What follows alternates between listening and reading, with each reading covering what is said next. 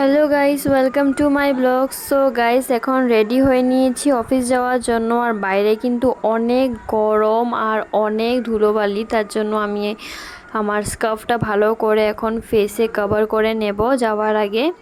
তো চলো। আর এই যে সেদিন যে আমি বিশাল থেকে এনেছিলাম টিফিন নেওয়ার জন্য ব্যাগটা, তো এখানে টিফিন ভরে নিয়েছি। তো চলো ফটাফট বের হয়ে যাই এখন।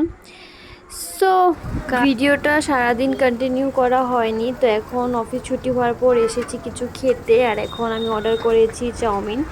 সো এখন দেখো আমার চাউমিনটা এসেও পড়েছে। আর এখানে আমি আমাদের ঘরের সামনেই বোম্বে ফুডস ছিল, এখানে আমি এখন খাচ্ছি। তারপর ঘরে এসে দেখলাম নন্দিনী আলুর চপ বানিয়েছে, সেটাই আমি আর মা খাচ্ছি। তারপর দেখলাম পাপা আসার টাইমে কিন্তু মোমো নিয়ে এসেছে ঘরে, আর এখন মোমো খাচ্ছি।